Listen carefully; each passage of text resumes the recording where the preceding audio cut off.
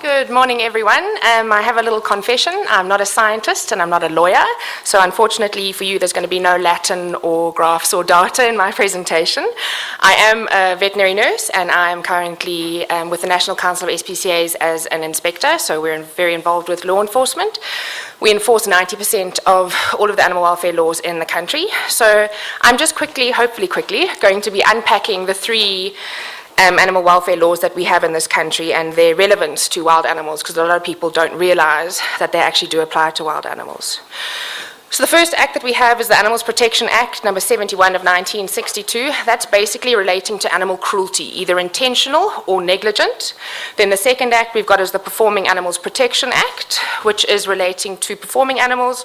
So with wild animals, that's your circus animals, and then also it's for dogs that are used for safeguarding. The third one is the Animal Matters Amendment Act, which unfortunately is a very underutilized act. That relates to any injuries or deaths caused to humans by animals. It's very important that we all know all of the legislation so we can use it, so we can get the harshest penalties possible for offenders. So in the Animals Protection Act, definitions of importance is animal.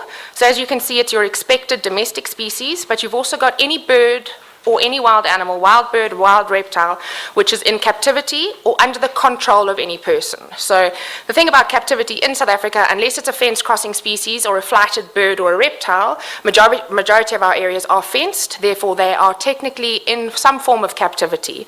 And any action taken by any person to bring any animal under their control would automatically make you the owner of that animal. So the definition of owner is any person having the possession, charge, custody, or control of any animal. So even if you may not be the person to directly starve that animal or kick that animal, if you own the zoo or the game reserve, the animal is under your charge or custody. So you are also seen as liable and responsible. So now into the offences.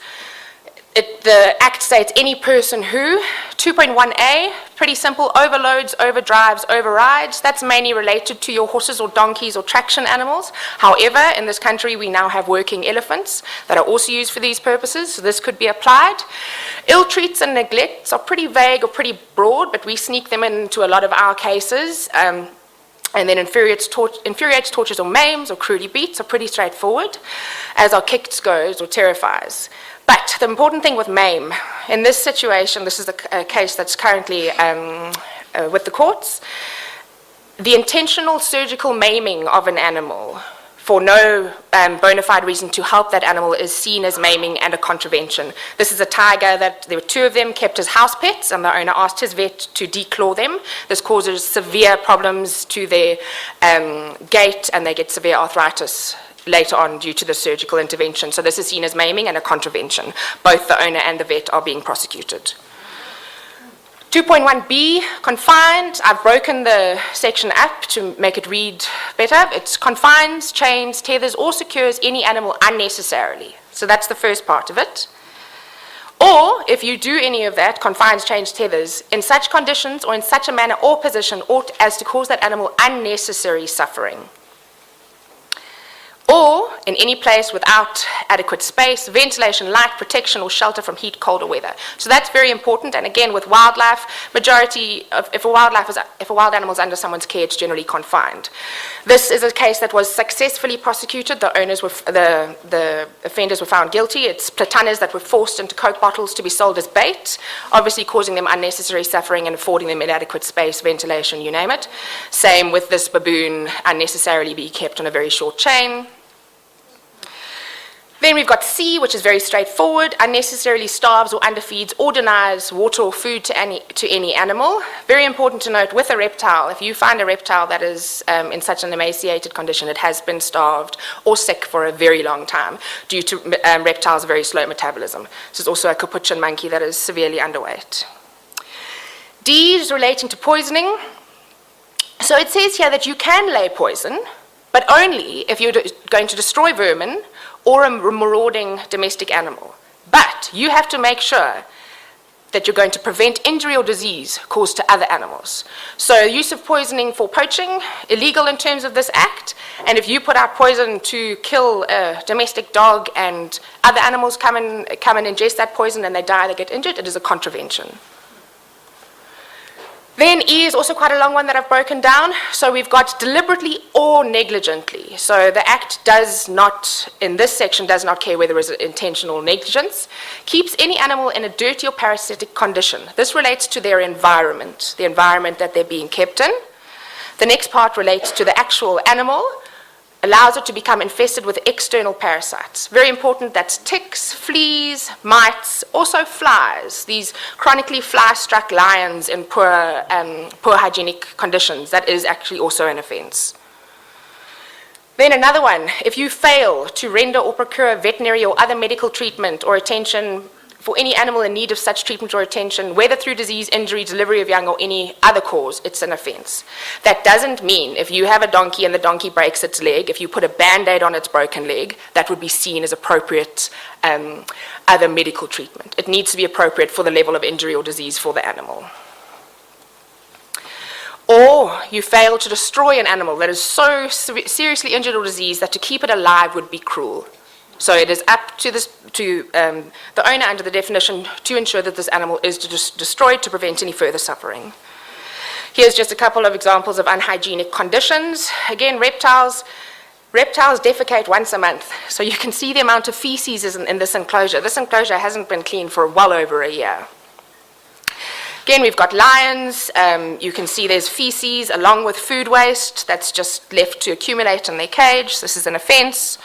Rhinos, yes, some animals do use latrines or middens, but to allow it to get to this sort of a stage with the fecal accumulation is unacceptable. Then we've got F, which is uses on or attaches to any animal, any equipment, appliance, or vehicle, so that'll relate to donkeys, overloading donkey carts or whatever, which will cause injury or it's loaded, used, or attached in such a manner to cause injury, disease, or unnecessary suffering. This is a clear-cut case, gardener using a pitchfork and Lego on. Then something not as clear as this capuchin monkey was kept as a house pet, and the owners applied a nappy to it. This nappy, the instrument, equipment, was used on the animal to cause injury, and the intention was not to cause injury, but it was managed so poorly that it caused injury. That is also an offence. G, live feeding in South Africa is illegal. So the first exclusion, save for the purpose of training hounds in a duly established and registered vermin club. We do not have any duly established and registered vermin clubs in this country, so that exclusion doesn't apply. So it is an offence for anyone to liberate any animal in such a manner or place as to expose it to immediate attack or danger of attack by other animals or wild animals. So the most common incidences where this offence is found is with your reptile keepers, your snake owners, and with your predator owners as well. Now the interesting part about this section is there's another bit which states, or anyone who baits or provokes any animal or incites any animal to attack another animal. That means that falconry is actually illegal in terms of the Animals Protection Act, because you are baiting or inciting that falcon to attack another animal. Then H is exactly the same in terms of live feeding, but it's specifically relating to birds. So if you liberate any bird in a manner to expose it to attack or danger of attack. Then we've got I. As I said, this originally would have been just applicable to our donkeys or our working animals. We now have working elephants and we have working lions that are expected to perform for jobs as per se. So it is an offence to drive or use any animal which is so diseased or injured or in such a physical condition that is unfit to be driven or to do any work. That would be the case of this little chap with quite bad ringworm. Then we get to the trapping section. So here you can lay a trap, either to capture an animal or to destroy an animal, but it has to be necessary for the protection of property or the prevention of spread of disease. If you're laying a trap just for fun, because you feel like it, and you can't prove that you're protecting your property or preventing the spread of disease, it is an offence. And then if you lay that trap, you have to make sure that that trap is checked once a day. If you don't make sure it's trapped once a day, that is an offence. And then the only people who are allowed to sell traps to any person who is not a bona fide farmer is someone who has a permit from a magistrate to do so. So any of our provincial conservation departments that are purchasing traps to capture animals, you have to make sure that the person who's selling it to you has a permit from a magistrate to do that legally. Example of traps that is not for protection of property or control of disease, that would be an offence. Then M is generally relating to transport of animals. However, you've got confines there. So that is applicable for a lot of our wild animals in captivity, because these sections actually cover a couple of really nice things that can be used very well. So the first one is pretty similar to B. You're confining, conveying, securing, restrains, or tethers any animal under such conditions to cause unnecessary suffering. That is period of time as well. Second one, in conditions with inadequate shelter, light, ventilation, or if it's excessively exposed to heat, cold weather, sun, rain, dust, exhaust gases, or noxious fumes. Noxious fumes is a very important one if you've got really unhygienic cages and high levels of ammonia. Ammonia is a noxious fume. Also important with this one, reptiles are temperature dependent. So you can't keep a reptile generally at an ambient temperature. They need extra heat. So if you're confining a reptile and not giving it additional heat in order for its metabolism to function properly and for it to maintain full health and vigor, that could be an offense, because you're excessively exposing it to cold, even though it's not what you would, freezing temperatures, but the ambient temperature is too cold for that animal's health. Then the last one, adequate provision for suitable food, potable water, and rest. Suitable food, important. People who own marmosets and feed them jelly tots. It's not a suitable food that's going to ensure this animal full health. Potable water as well. Potable water means fresh drinking water, so that's very important. Transport. People come up with all sorts of different ways. These are some pretty horrific examples of offences. Not all of them in South Africa. This was South Africa. We had Springback that were hidden in a Lucerne truck underneath the bells of Lucerne. You can see this animal was severely dehydrated and a very sick little bookie. Then N, without reasonable cause, administers to any animal any poisonous or injurious drug or substance. An anesthetic is a potentially injurious substance. So green hunting, unnecessary darting or anesthetizing of animals. Oh, I don't have time. Okay, second one is deliberately or without reasonable cause abandons an animal. We call them our born-free rehabbers who raise an animal in their house, they imprint it, they raise it with the dogs. The animals have no idea how to be a real animal in the wild and they just born-free it. That is abandoning that animal. That animal will not stand a chance of survival in the wild. Then these ones, basically, anyone who causes, procures, or assists in any of the acts we've just discussed is liable for prosecution. So if your staff set snares on your farm and you're not checking and an animal gets injured and the animal doesn't get help, you could be liable as well. Your weekend game farmer, you need to make sure that your animals are cared for. There's food. If you're going through a drought system, then wantonly or unreasonably or negligently doing or omitting or to do any act. The most important thing for wild animals in captivity is social grouping, especially your primates, very intelligent animals. Without social grouping, without enrichment, these animals develop stereotypic behavior which can progress to self-mutilation and self-harming. If you don't provide for their needs and they end up in this stage, you are liable. You are absolutely liable. So it's very important that their social groupings are considered. And then also, reasonable care and supervision.